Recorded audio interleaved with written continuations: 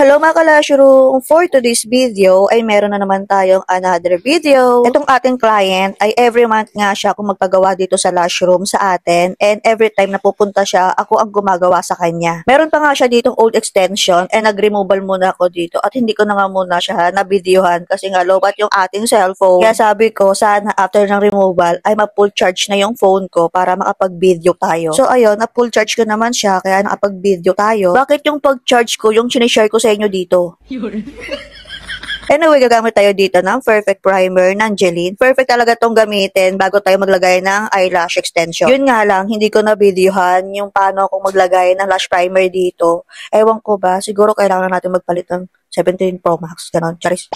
So, ayun, wet lash pa rin yung gagawin natin kay client kasi yun ang palagi niyang pinapagawa sa amin. And yung set naman, tinatanong ko pa rin siya kung anong gusto niya, kung cut eye ba, dull eye, open eye, or what. Pero sabi niya, ako na daw ang bahala. Meron bang ganun? Ako na bahala. Minsan nga nag-iisip ako, maglagay kaya ako sa menu namin na ako na bahala. Pero hindi. Di ba kasi kapag may client tayong gano'n na ikaw na po bahala, ibig sabihin, malaki ang tiwala nila sa atin. Madalas, gano'n yung ma-encounter namin ng mga kliyente sa mga first-timer. Pero may mga na-encounter din kami ng mga first-timer na para bang meron silang sariling mundo. Charis. I mean, yung tipong gusto ko po sana yung D-curl, gusto ko po sana yung C-curl, tapos po ganito po yung size niya, tapos po sa banda dito medyo mahaba, tapos banda rito po medyo iksiyan po natin.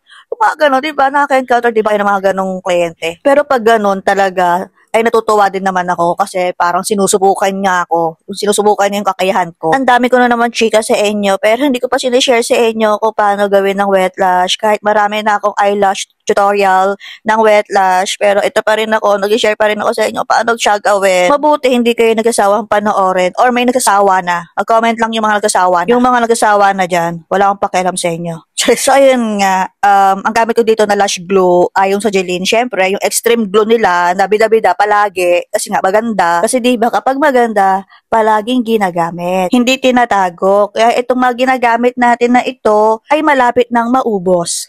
Ito na, sige na, sasabihin ko na sa inyo paano ako gumawa ng wet lash. Kahit paulit-ulit na to. So, kapag gumagawa ko ng wet lash, individual yung ginagamit ko dito na 0.03 or 0.05 or 0.07. Depende sa thickness ng natural lashes ni client. Yung gamit ko dito na lash brand ay sa Jeline din, yung individual nila.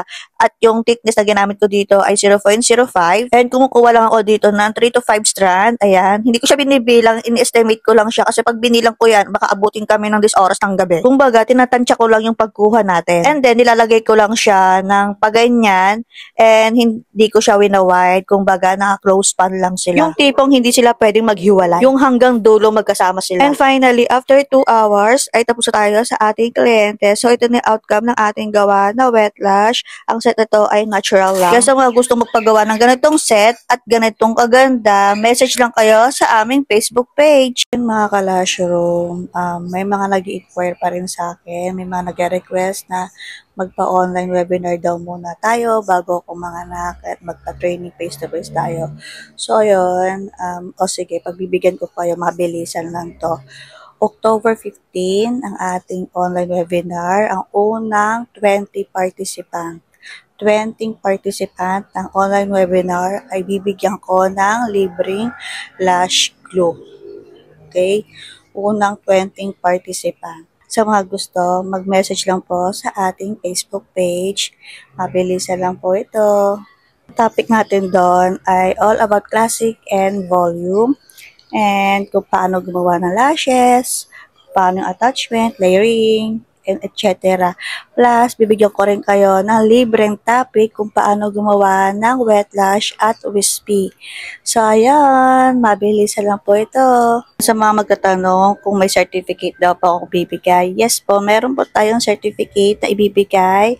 So, ang bibigay natin, ang matatanggap po ninyo ay 2 certificate. So, ayan.